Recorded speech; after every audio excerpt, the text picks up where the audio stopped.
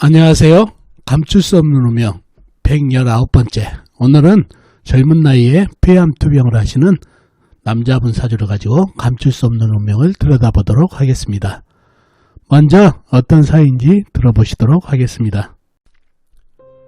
어느 날 젊은 여자분께서 전화로 상담 예약을 하시고 정해진 시간에 상담을 오셨습니다. 상담 오신 주제를 여쭤보니 이렇게 말씀하십니다. 선생님, 제 남편인데요.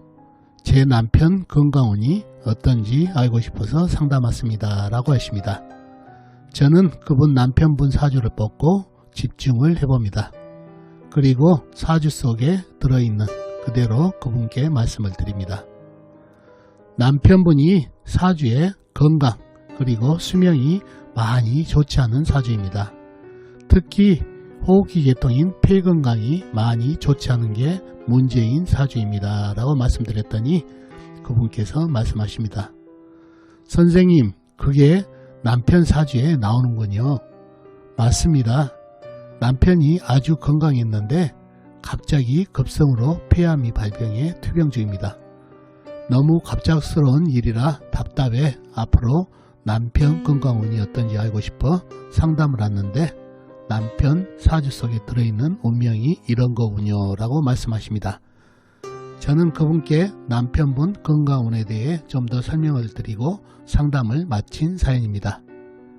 자, 그럼 이분 남편분의 사주에 어떤 것을 보고 폐 건강과 수명 등이 좋지 않다고 했는지 여러분과 같이 사주 속에 감춰진 운명을 들여다보도록 하겠습니다.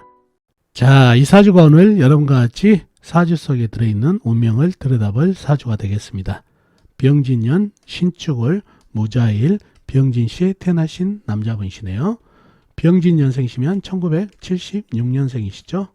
2020년에 45이 되시는 남자분이 되겠습니다. 자, 이분 부인이 와서 상담을 했는데 이분 건강운이 어떠냐고 물어봐서 제가 수명이 약하고 그 다음에 호흡기 계통인 폐 건강이 아주 좋지 않습니다 라는 말씀을 드렸는데 어떤 것을 보고 그런 얘기를 했는지 사주 형국을 파악해 봐야 알겠죠. 사주 형국을 파악하기 위해서 오행인 분포부터 알아보겠습니다. 일간인 내 편부터 알아볼까요. 일간인 내 편의 오행이 세력이 강하면 사주가 강해지고 반대로 상대편 내 힘을 빼가는 오행이 세력이 강하면 사주가 약해진다는 얘기죠. 자, 일간인 무토 큰흙 광활한 대지로 태어났네요. 흙의 내편은 비겁인 같은 흙이나 흙을 생해주는 인성인 불이 내편이 되겠습니다. 자, 먼저 비겁인 흙부터 찾아볼까요. 흙은 연지의 진토 큰흙 광활한 대지, 그 다음에 월지의 축토 작은 흙, 그 다음에 시지의 진토 큰흙 광활한 대지가 있습니다. 그리고 다른 데는 없고 지장간에 없고요. 다음에 흙을 생해주는 인성인 불을 찾아볼까요. 불은 연간의 병화 큰 불, 그 다음에 시간의 병화 큰 불이 있습니다. 그리고 다른 데는 없고 지장간에 없고요. 그러면 내 편의 세력이 제법 있죠. 진토 큰 흙, 그 다음에 축토 작은 흙, 병화 큰 불까지 내 편의 세력이 이 정도면 사주가 강해질 가능성이 있는 사주팔자가 되겠습니다. 상대편 한번 찾아봐야 되겠죠. 뭔가요? 내 힘을 빼가는 오행.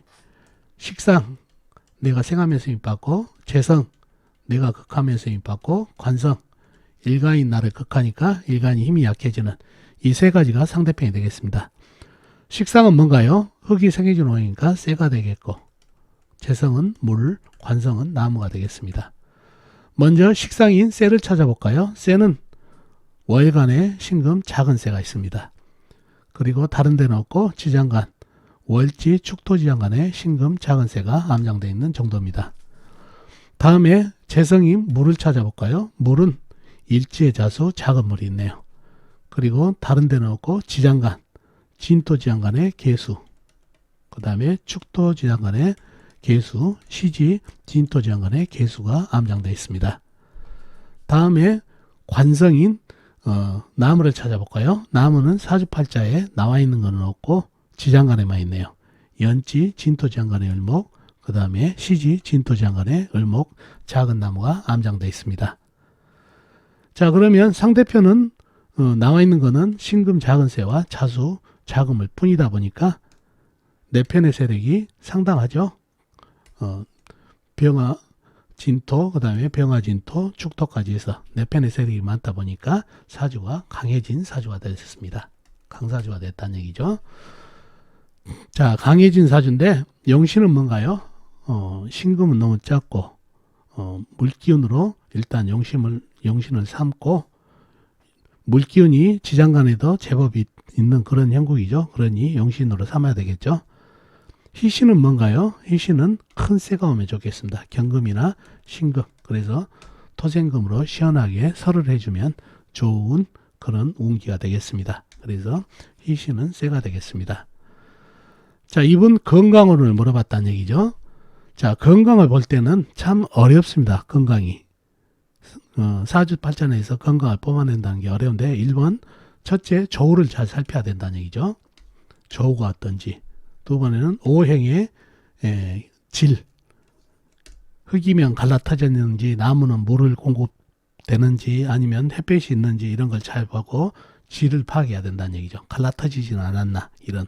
그 다음에 오행이 가장 약한 오행을 찾아가지고 그 약한 오행부터 병이 시작된다는 것도 참고하시면 좋겠습니다. 보편적으로 그렇다는 얘기죠. 그래서 이렇게 사주에서 병증을 찾아내는 데는 상당히 집중력을 가져야 됩니다. 자, 일단 이 사주팔자에서 강한 사주팔자가 됐는데, 약한 오행은 뭔가요? 가장 약한 오행은 일단 물기운도 약하지만은 물은 지장간에 들어있다는 얘기죠. 진토지장간의 개수, 축토지장간의 개수도 있고, 진토지장간의 개수도 있고, 그래서 가장 약하지는 않다는 얘기죠. 나무도 진토지장간에 을목이 있지만은 볕을 받고 있기 때문에 물도 공급되고 있지만, 작은 나무지만 그래도 조금 약하지만 그래도 힘을 갖고 있다는 얘기죠. 자, 신금은 어떤가요? 쇠는 바로 무토, 그 다음에 진토, 축토까지 합쳐진 흙에 의해서 토다금매가 돼버렸네요. 작은 쇠가 묻혀버렸다는 얘기죠. 그러니 가장 약한 오행은 쇠가 되겠습니다. 쇠가 묻혀버리는 형국이다 보니까 그런 상황입니다. 일단 쇠가 이 사주에서는 뭔가요? 식상이죠. 상관이라는 얘기죠. 식상은 수명을 주관하는 오행이죠. 이렇게 식상이 약해버리면 수명이 좀 약하고 건강운도 약하다는 거 아시면 좋겠습니다. 식상이 건강하고 수명을 담당하기 때문에 이렇게 토다금매가 돼가지고 약해져 버리니까 건강, 수명에 약점이 있는 사주팔자가 되겠네요. 자, 두 번째, 이 쇠가 주관하는 것은 뭔가요? 바로 호흡기 폐가 되겠죠.